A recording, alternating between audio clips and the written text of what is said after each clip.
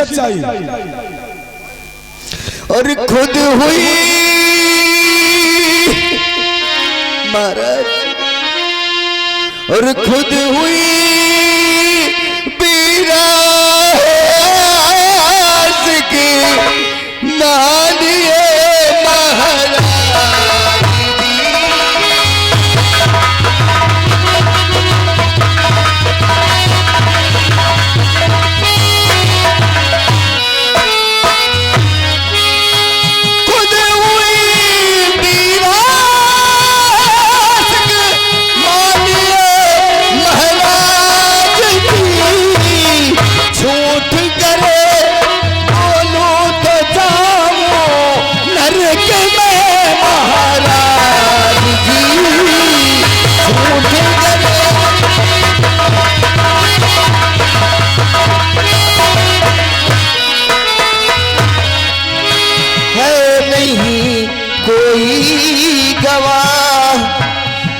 सिवा भगवान की है नहीं कोई गवाह, बस सिवा भगवान के। निर्दोष हूँ मैं, गुनाह हूँ सच मानिए महाराज।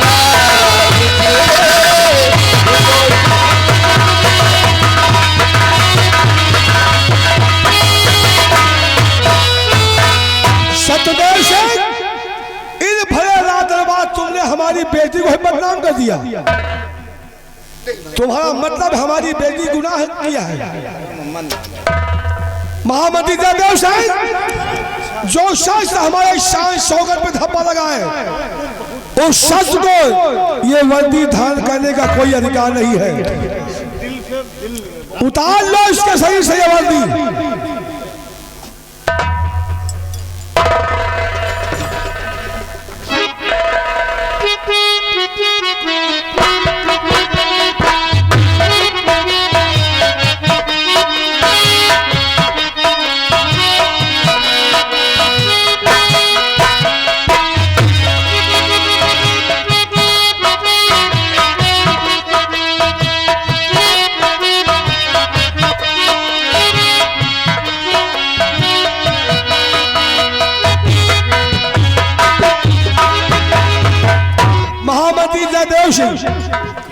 इसके हाथ में हथकड़ी डालकर बंद कर दो जिंदान में। इसका फैसला, इसे फांसी देना है या क्या सजा देना है, इसका फैसला बाद में होगा। ले जाओ इसे, डालो हाथ में हथकड़ी इसके। महाराज, आपने हमेशा मेरी सलाह मानी है राजन। आज मैं फिर भी आपसे कह रहा हूँ राजन कि सोच विचार के फैसला लेना राजन। सत्यदेव सिंह, हमेशा मैंने तुम्हारी सलाह मानी है, उस सलाह पे अमल भी किया हो, लेकिन हमने ये नहीं कहा कि हमारी शान शौकत में धब्बा लगाओ। ले जाओ इसे यहाँ से। राजन, कोई भी जुर्मी ऐसे ही अपना जुर्म नहीं कबूल करता। हमारी तो ये सलाह है कि इसे जेल के अंदर डाल दिया जाए और इसे फांसी का हुक्म सुनाया जाए। महामंत्री जयदेव सिंह जी राजन, फांसी हुक्म।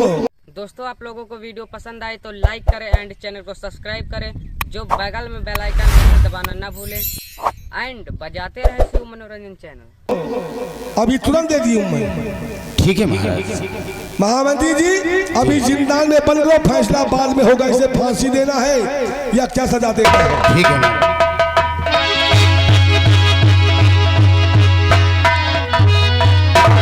और महामंत्री जयदेव सिंह जी महाराज, याद है इस रात दरबार में चाहे जो शख्स हो, चाहे जिस पद में तैनात हो, अगर गुनाह करेगा तो उसको सजा मिलेगी।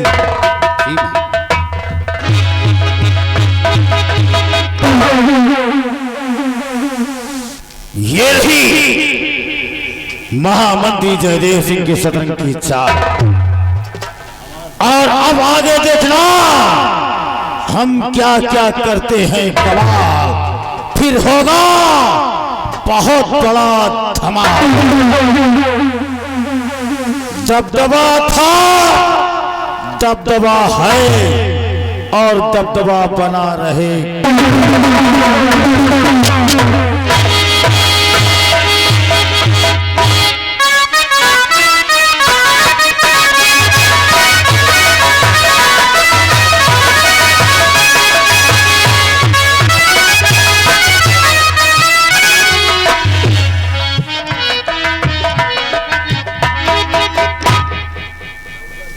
भाइयों, मैं इसी सुंदरगढ़ की रहने वाली हूँ। मेरा नाम गीता है। मैं अपने परिवार में 4 सदस्य हूँ। एक मैं, दूसरा मेरा बड़ा बेटा जिसका नाम सूरज है, और मेरे छोटे बेटे का नाम चंदन है। मेरे पति जी इस सुंदरगढ़ के महाराज के यहाँ सेनापति के पद पर कायम है।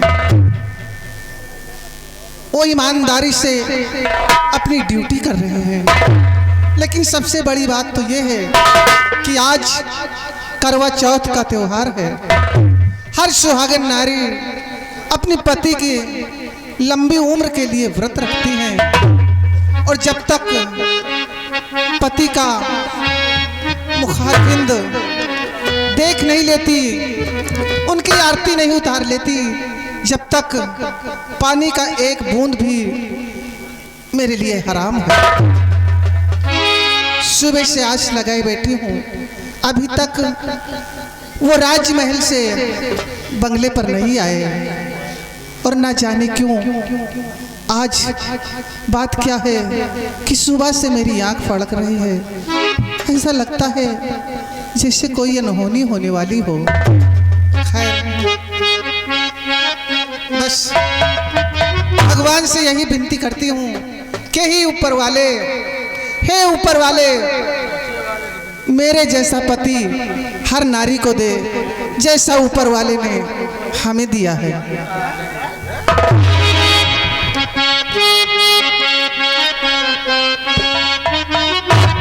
ओ पति परमेश्वर के सिवा मुझको ना परमेश्वर,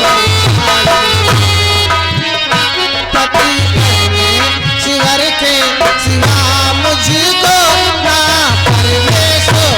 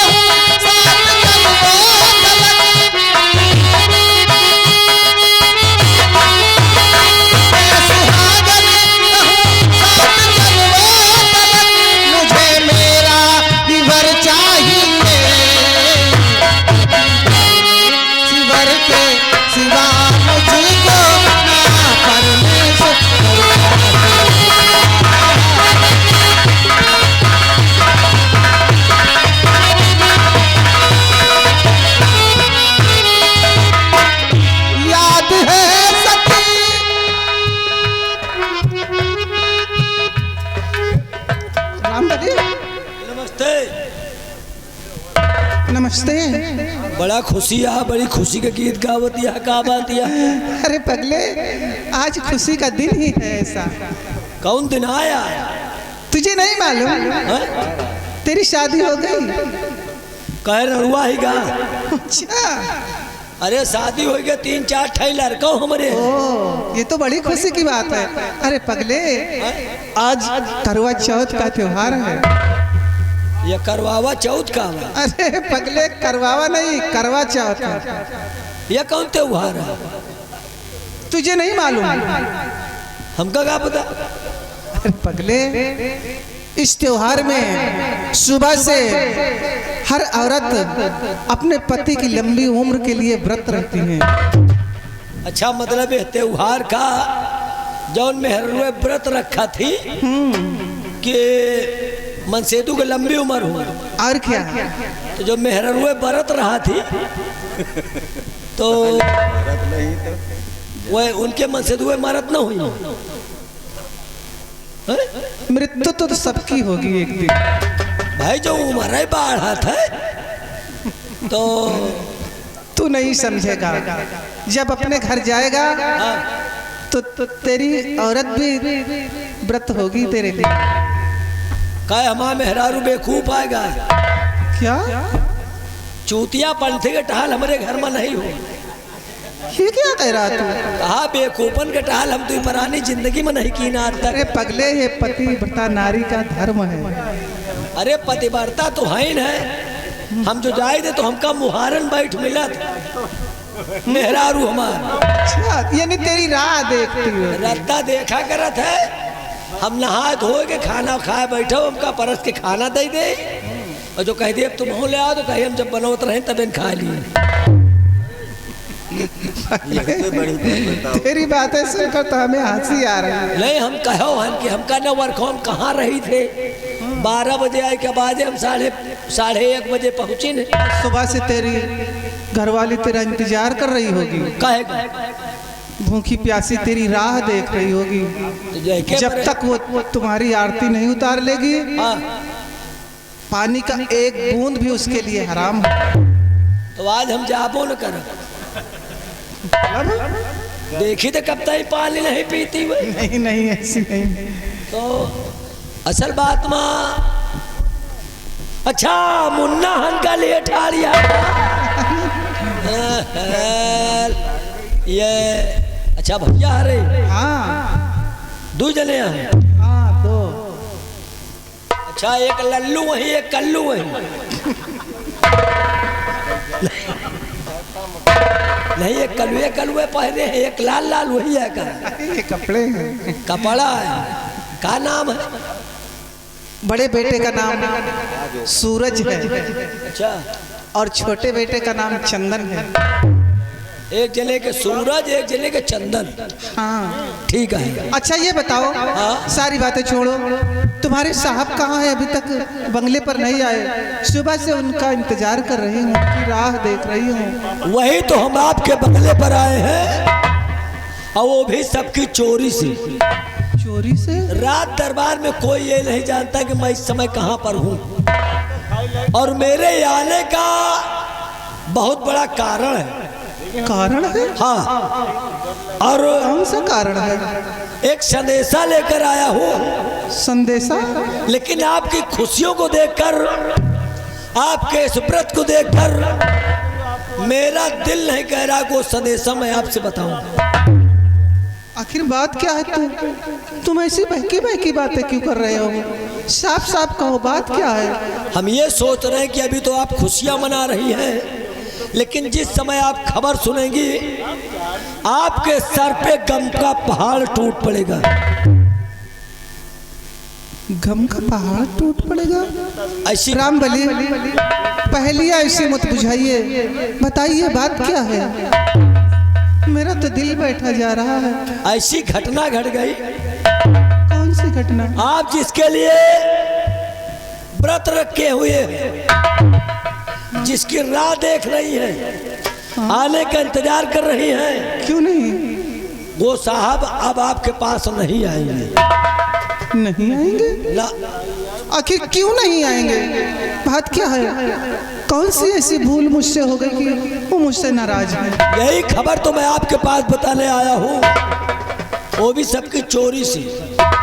क्योंकि आपके पति सेनापति यहाँ वफादार थे, हैं वफादार थे, वफादार हैं, और जब तक तुम्हें नहीं मालूम, वफादारी मेरे पति के जिस्म में कूट कूट कर भरी गई।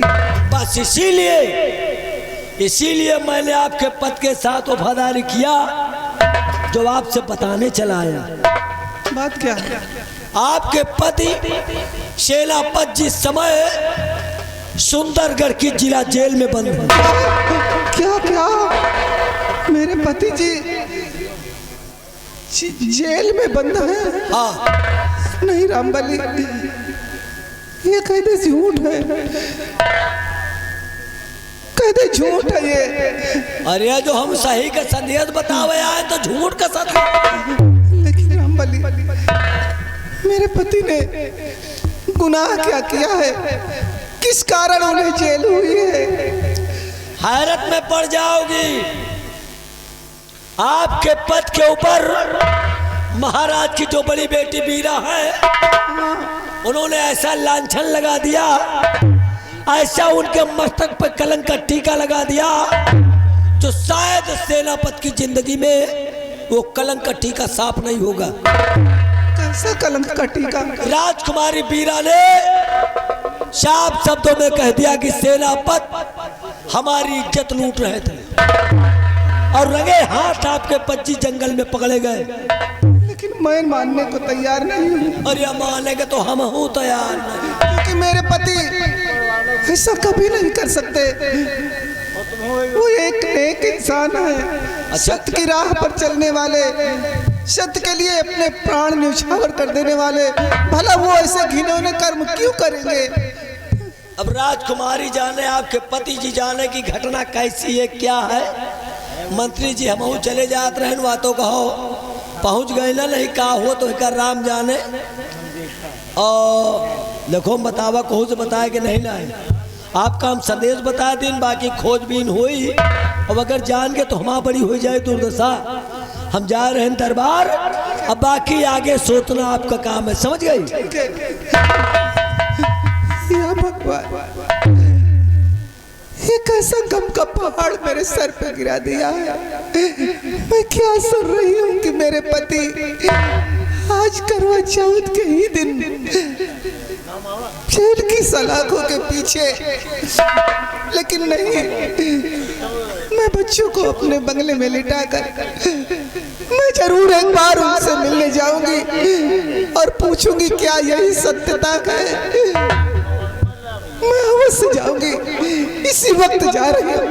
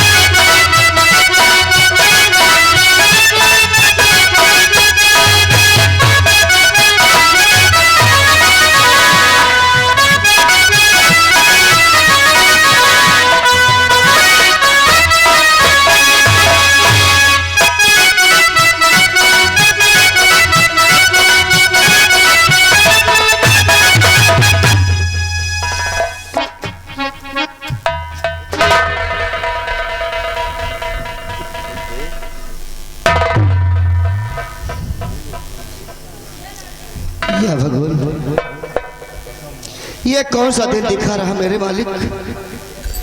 मैंने कौन ऐसी खता कर दिया? इस राज के लिए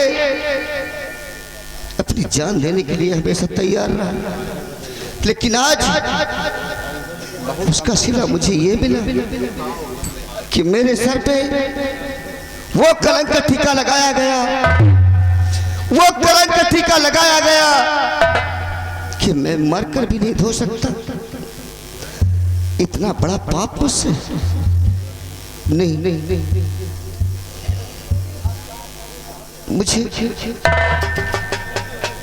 इस बात का गम नहीं है कि मैं मारा जाऊंगा। मुझे गम है तो केवल इस कलंक के टीका के लिए।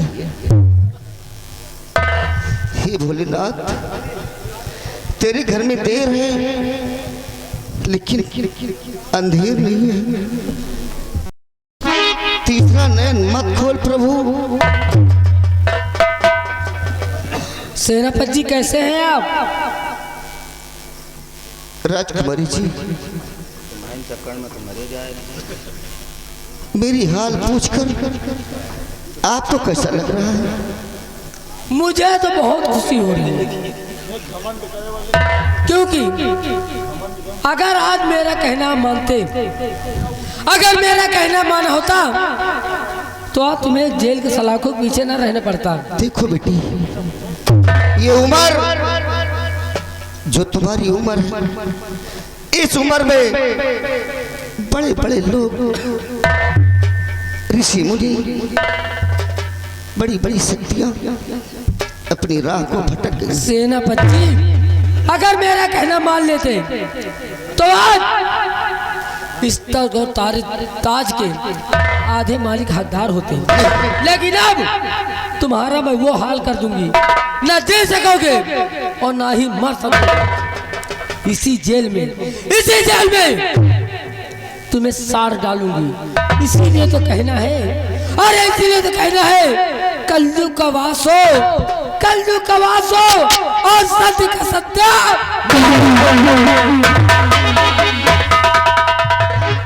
राजकुमारी जी, और एक बात याद रखना, अगर मेरे खिलाफ किसी ने आवाज उठाई तो याद रखना, पीछे से दौड़ा के गोली मार। राजकुमारी जी, सोना हमेशा सोना रहता है, चाहे जितना जलाया जाए, लेकिन वो काला नहीं होता है। सच है, आप जो कहती हैं वो सच है। जेल में मेरी जिंदगी बीत जाएगी, मैं यही मर जाऊंगा, लेकिन ऊपर वाले ने चाहा तो मेरा नाम अमर हो जाएगा। भोलेनाथ और गौरी शंकर कैलाशपते, गौरी शंकर कैलाशपति, मेरी पार नवरिया कर देना, गौरी शंकर।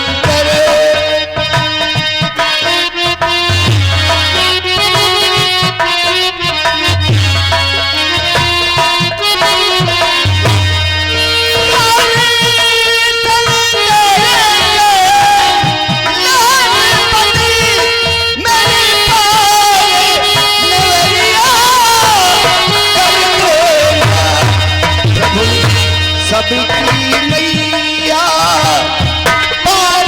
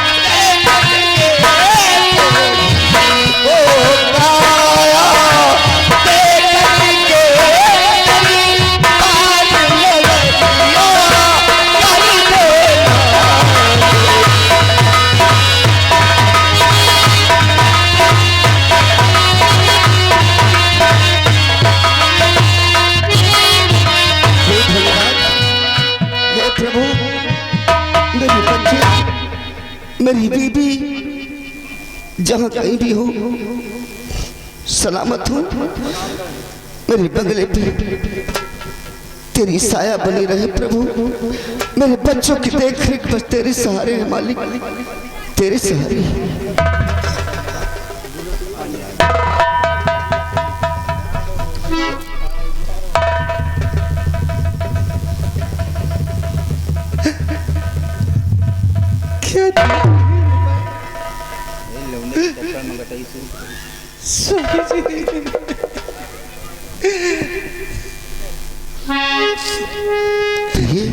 सत्य की राह पर चलने वाले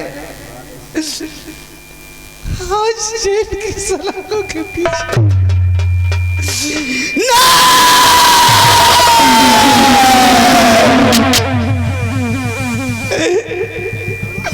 नहीं प्रिय नहीं। देखने से पहले मेरा प्राण क्यों नहीं निकल गए?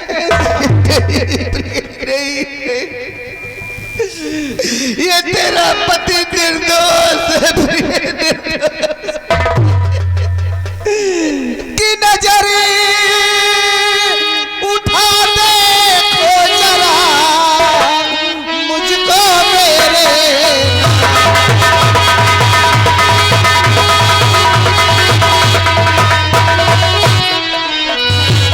नजर उठा देखो जरा मुझको मेरे नाथ, और आज नहीं सिंदूर का टीका मेरे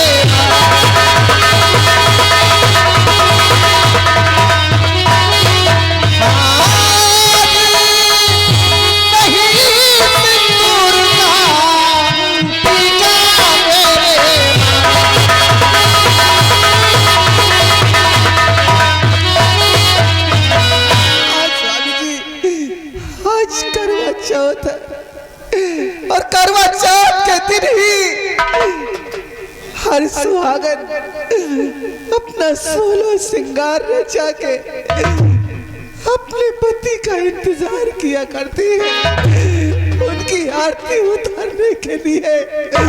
और मैं एक ऐसी अभागन हूँ कि आरती तो दूर तुम्हें जेल की सलाखों के पीछे देख रही हूँ। लेकिन मैं तुमसे कुछ पूछना चाहती हूँ। क्या पूछना चाहते हो प्रिय? कि कैसी है सत्यता की परीक्षा पिया, कैसी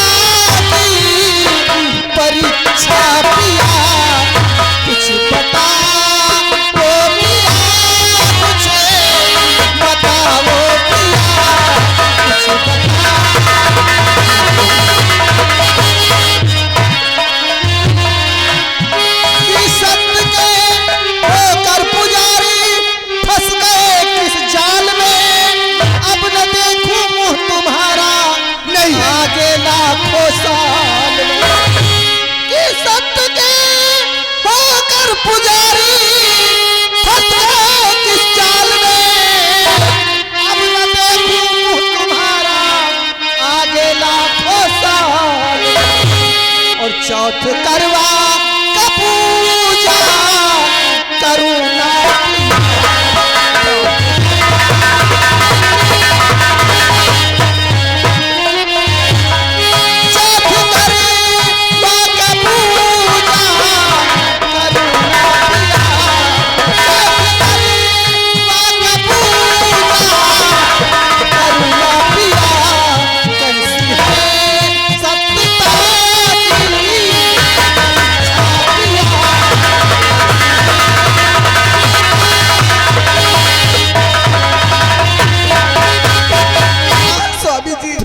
बताइए, जवाब दीजिए हमें।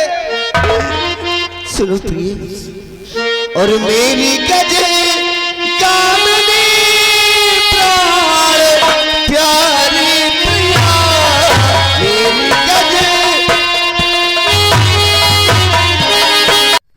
आप लोगों को वीडियो पसंद आए तो लाइक करें एंड चैनल को सब्सक्राइब करें, जो बगल में बेल आइकन दबाना ना भूलें एंड बजाते रहे शिव मनोरंजन चैनल।